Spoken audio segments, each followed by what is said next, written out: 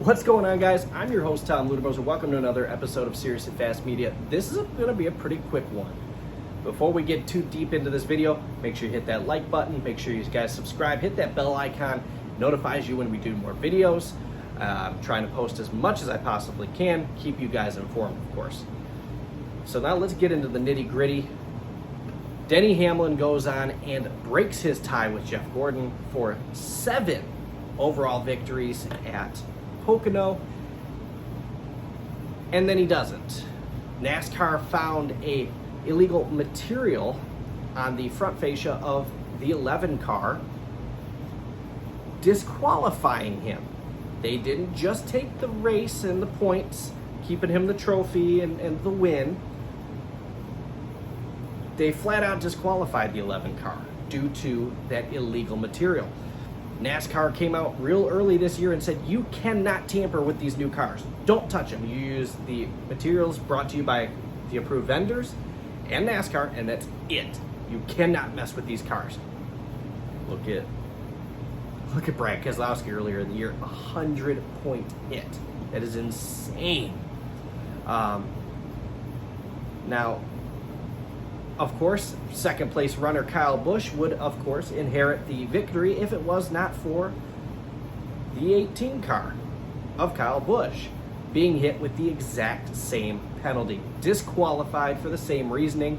Now, NASCAR said that they did not notice it in pre-race inspections because they don't lift the wrap. I assume they meant wrap as in the body wrap, the decals, the paint job, so to speak. So I don't know, is it some sort of filler? Was it something so minute that you'll never see it visually? Whatever it was, they said it gave the 11 and the 18 an unfair aerodynamic advantage, and it is tampering with the new cars, so NASCAR flat out disqualified both of them. Third place runner, for the first time in NASCAR history, a racer that led all of these laps, 0 laps, won a NASCAR Cup Series race. That's right, Chase Elliott, who finished third, started third, never led a single lap. In fact, he never really competed for the lead at all, ended up inheriting that win. NASCAR gifted him that one. Not saying they gifted it to him as in, oh, here you go, have fun. Obviously, they really screwed up on that 18 and the 11 car. NASCAR disqualified him, and obviously it's such an egregious thing that NASCAR didn't just take the points and the victory away. They flat out disqualified both of them, which is insane. That's the first time since 1960 NASCAR has disqualified more than one car in the Cup Series. We just haven't seen that. NASCAR said that they're not going to be afraid to do so. They said that a couple of years ago, and we can see very clearly and evidently that that is a fact, that they will be doing that. Chase Elliott goes on to get his fourth victory of the season at Pocono. He didn't win a stage, he didn't win anything, but I tell you what they did do. One of the guys that did win, that was Kyle Busch. Kyle Busch won stage 2, and NASCAR took those away from him too. He did not get that stage win, that playoff point. They took all of it. In fact, they even took the stage points from him as well. So Kyle Busch scored 1 point on this race, finishing 36th. Denny Hamlin scored 2 points, finishing 35th.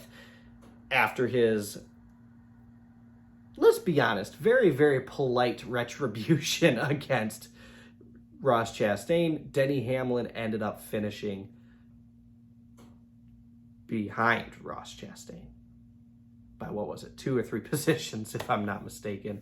Kyle Busch, though, did dominate the race. He led 63 laps.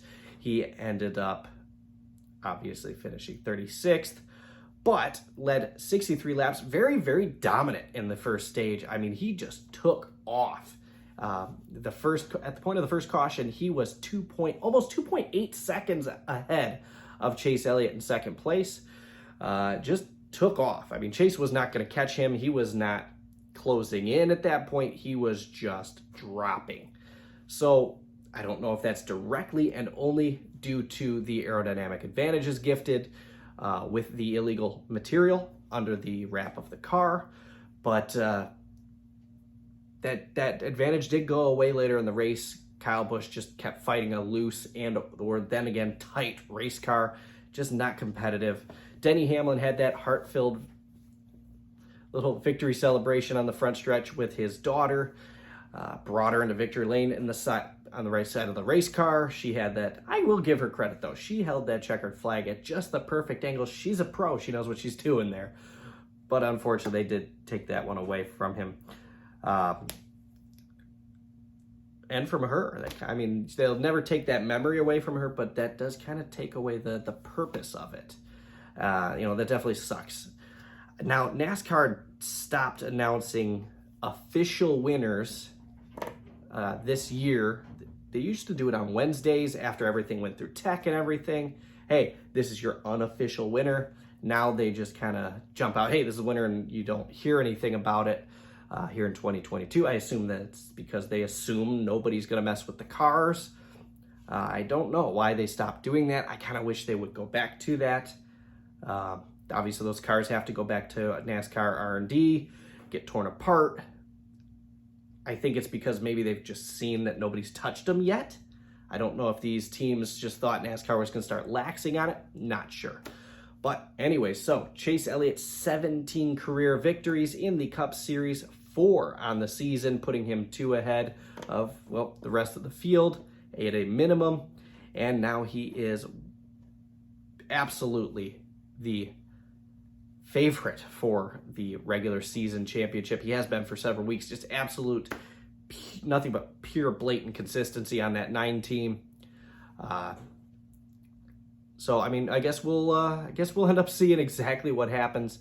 I don't know. Will we see JGR and the 11 and 18 teams appeal these decisions? I assume they probably will. Will it get them anywhere? Probably not. NASCAR probably wouldn't have made the call to flat out disqualify these cars if they didn't have solid evidence. Thanks for watching, guys. What do you think? Is this nuts? Do we see some more stuff like this later on in the season? Let me know in the comments section below. Have a great rest of your night.